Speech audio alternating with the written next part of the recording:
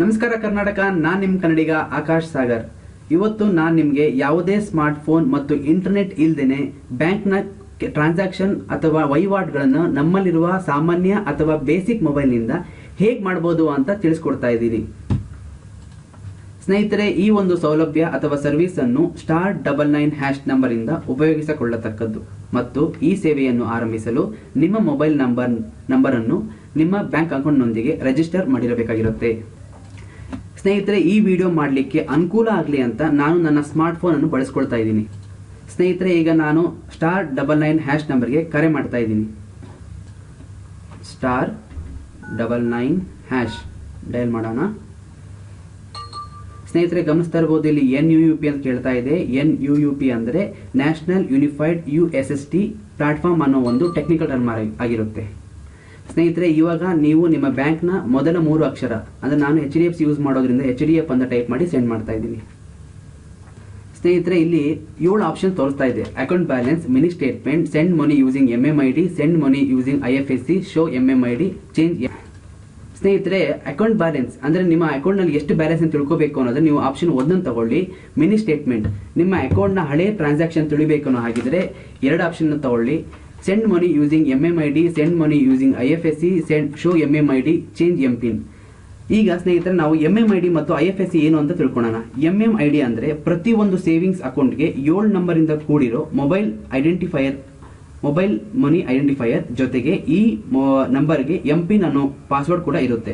ಇದನ್ನ ನೀವು ನಿಮ್ಮ ಬ್ಯಾಂಕ್ ಅಥವಾ ಇಂಟರ್ನೆಟ್ ಬ್ಯಾಂಕಿಂಗ್ ಮೂಲಕ ಪಡೆಯತಕ್ಕದ್ದು. ಜೊತೆಗೆ MMID ಮೂಲಕ ದಿನದ ಯಾವುದೇ ಸಮಯದಲ್ಲೂ ಕೂಡ ಹಣವನ್ನು ಟ್ರಾನ್ಸ್ಫರ್ ಮಾಡಬಹುದು. ಗೆಳೆಯರೇ, ನೀವು MMID ಮೂಲಕ ಹಣ ಟ್ರಾನ್ಸ್ಫರ್ ಮಾಡಲು ಆ ವ್ಯಕ್ತಿಯ MMID ಮತ್ತು ಆತನ ಬ್ಯಾಂಕ್ ನಲ್ಲಿ ರಿಜಿಸ್ಟರ್ ಮಾಡಿರುವ ಮೊಬೈಲ್ ನಂಬರ್ ಅವಶ್ಯಕತೆ ಇರುತ್ತೆ.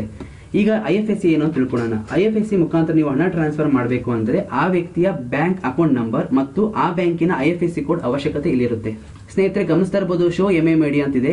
MMID ಅಂದ್ರೆ ನಿಮ್ಮ ಅಕೌಂಟ್ ನ MMID ತಿಳ್ಕೋಬೇಕು ಅಂದ್ರೆ ಆಪ್ಷನ್ 6ಕ್ಕೆ ಹೋಗಿ ಚೇಂಜ್ MPIN ಅಂದ್ರೆ ನಿಮ್ಮ MMID ಯ MPIN ಏನಾದ್ರು ನೀವು ಚೇಂಜ್ ಮಾಡೋ ಪರಿಸ್ಥಿತಿ ಬಂದಾಗ ನೀವು MPIN ನ ಚೇಂಜ್ ಮಾಡಬಹುದು. ಸ್ನೇಹಿತರೆ, ಈಗ ನಾವು MMID ಮುಖಾಂತರ ಹಣ ಕಳಿಸೋಣ. ನಾನೀಗ ಅದಕ್ಕೋಸ್ಕರ ಆಪ್ಷನ್ 3ನ ತಗೊಂಡು ಸೆಂಡ್ ಮಾಡ್ತಾ ಇದ್ದೀನಿ.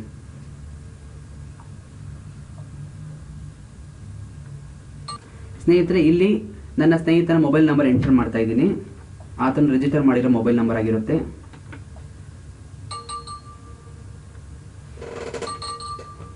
ಸ್ನೇಹಿತರೆ, ಇಲ್ಲಿ ನನ್ನ ಸ್ನೇಹಿತನ MMID, ಆತನ MMID 94855519 ಆಗಿರುತ್ತೆ.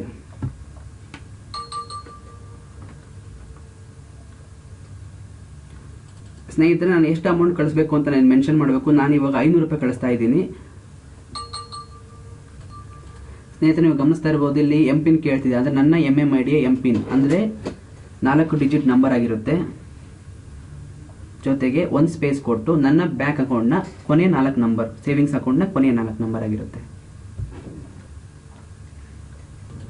ಸ್ನೇಹಿತರೆ, ನೀವು ಗಮನಿಸ್ತಾ ಇರಬಹುದು, ನನ್ನ ಅಕೌಂಟ್ ಇಂದ ನನ್ನ ಸ್ನೇಹಿತನ ಅಕೌಂಟಿಗೆ 500 ರೂಪಾಯಿ ಕೂಡ ಈಗ ಜಮಾ ಆಗಿದೆ. ಅದಕ್ಕೆ ಒಂದು ಟ್ರಾನ್ಸಾಕ್ಷನ್ ರೆಫರೆನ್ಸ್ ನಂಬರ್ ಕೂಡ ಇರುತ್ತೆ. ನೋಡಿ, ನನಗೆ SMS ಕೂಡ ಈಗ ಬರ್ತಾ ಇದೆ. ಸ್ನೇಹಿತರೆ, ಈ ವಿಡಿಯೋದಿಂದ ನಿಮಗೆ ಸಹಾಯ ಆಗಿದೆ ಅಂತ ನಾನು ಭಾವಿಸ್ತಾ ಇದ್ದೀನಿ. ಧನ್ಯವಾದಗಳು. ಶುಭ ದಿನ.